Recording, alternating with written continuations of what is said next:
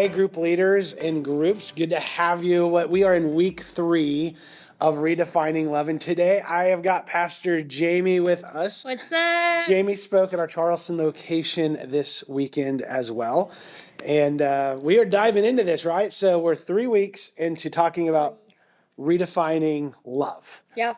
And we need to hear that, right? Because we just celebrated Valentine's Day, and the word love is Everywhere. and used in a lot of different ways. Yes, absolutely. And so the Bible is the best and the clearest way for us to redefine that. And so today we're really getting into how loving through forgiveness. Yes. And if we're going to be people of love and God lives in us and there's love, then that means we have to act like God. And God is a God of forgiveness. Yeah. It's tough though, right? It is the hardest thing sometimes. Yeah. When people hurt you or say things, you're like, yeah, I don't want to forgive you. Yeah, I don't want to forgive you. I don't want to associate with you. That's what you want to do when you're getting hurt. Yeah. So we taught on that this weekend. We're going to have this conversation today. And we're going to unpack a little bit of just kind of what we talked on. And forgiveness starts with compassion. So Jamie, tell us through the scripture that we used. And so we started out our scripture in Luke 15:20. And let me just read it for you guys. It says, while he was still a long way off, his father saw him coming. Filled with love and compassion, he ran to his son and embraced him and kissed him. And so the word compassion here doesn't just mean, oh, so cute, so sweet, but it was literally like a gut-wrenching, sick feeling of compassion. He looked at his son and he was like, oh man, he's covered in dirt and he's been living this way. I'm sure his whole body just was hurting for his son. And so that's how much compassion that his son had for him. And this is the prodigal son story. Yes, this is the prodigal son story. We're not just talking about the son, but we're looking at the father's approach through this sermon, which I think is such a cool way to look at it. Yeah, like we shared Sunday, a lot of times we focus on the prodigal son story as the return of the son, but I want us to look at the response of the father and the brother. And so the dad had this compassion. Mm-hmm. He had this gut-wrenching compassion, and he didn't wait for his son to explain and clean up his act. And his son came probably covered, smelling like pigs and probably disgusting. Yeah. And he didn't wait for him to go clean up and take a shower and to beg on his knees, Dad, please take me back. But his dad was there, ready, open arms. I forgive you, I love you, and I'm meeting you where you're at, even though you're a disgusting mess right now. Yeah, we need to have a compassionate heart. Yeah. And that's what loving through forgiveness is having that gut wrenching, I don't feel good until the relationship is made right. Right. And I think that's the father's heart was I know my son messed up. I know he shouldn't have done this, but I love him more than I'm dealing with, what his decisions, right? Yeah, absolutely. So anyway, and so the compassion toward people also does not mean that we just ignore what they've done, because sometimes some of these forgiveness situations are very hurtful and sometimes dangerous, right? Yeah. And so we're not saying we're not saying pretend it didn't happen, but we are saying we have to still love them. We still have to love them. We still have to forgive them. Absolutely. Which takes us into the next part of the message on Sunday was forgiveness reflects the unconditional love of God. Yeah. So what's that mean? So after the son, he came home from the father, he didn't just accept him quickly, but he threw a party. He was like, kill the fattened cow, and we're going to throw a party. We're going to celebrate my son's home. And so it says here, Luke 15:23-24, we must celebrate with a feast, for this son of mine was dead, and now he has returned to life. He was lost, but now he is found. The son didn't deserve any of that. He did not deserve a party. He did not deserve new shoes and a ring and sandals, he didn't deserve anything. He deserved to be out with the pigs, eating the pigs' food. But his father's love wasn't based on what his son did. It wasn't based on how fast his son can get cleaned up. It wasn't based on his son begging for forgiveness. It was based on his son and the love that he had for his son. So that's God's love for us. We don't deserve it, but we get it. He gives it to us anyways. He gave us Jesus anyway. So I think that is just so awesome and so cool. Yeah, so God is saying, I'm not going to hold this over you. Yeah.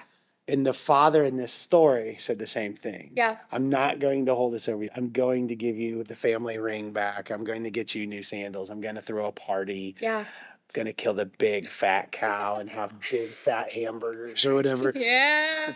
But I'm not going to hold this over you. That's unconditional love is I know you've messed up.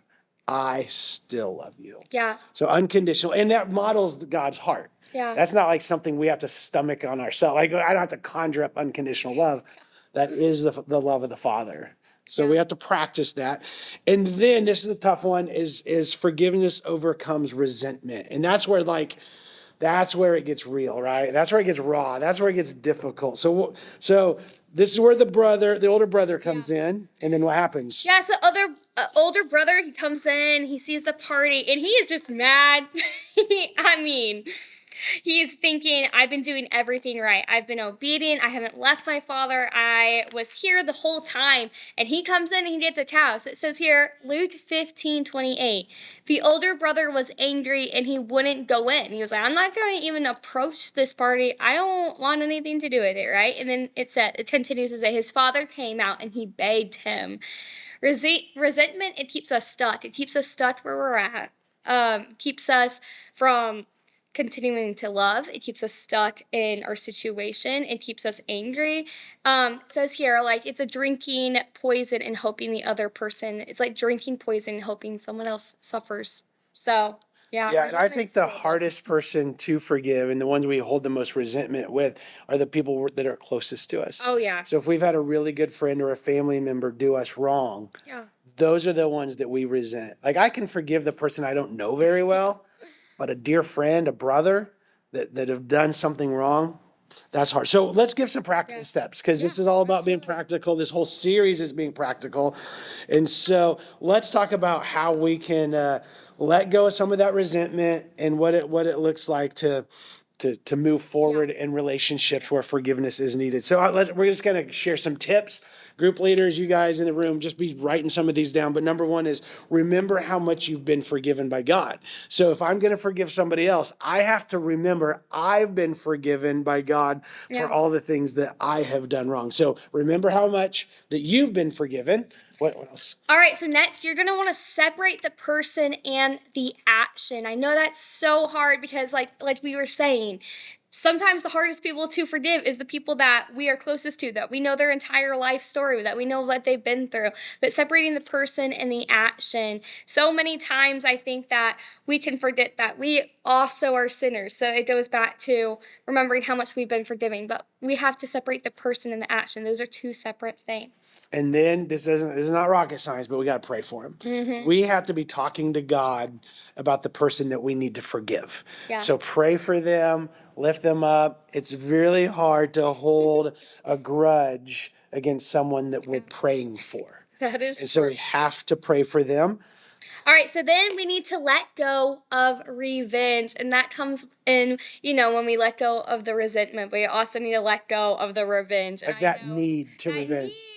I know so many times, like, I'm a youth pastor, so, like, everyone's like, oh, I need to be petty, and, like, I need to not touch them back, or I need to ghost them, or I need to do this to hurt them, but we need to let go of that need for revenge, because it's, again, like drinking poison. It's not going to make us feel any better when we revenge. It'll just make us feel worse. Yeah, so let go of that. If you feel like you got to get even, you don't. Let that go. And then lastly, we got to set boundaries. So if people have done some wrong in our life, we need to set boundaries if they're needed. Mm-hmm. Forgiveness does not mean access. Just because you've forgiven them does not mean you have to invite them back into your world super close, especially if there's danger involved, if there's harm. Like you can have forgiveness and distance. Yeah. So just kind of process through that. There are some times I need to forgive the person.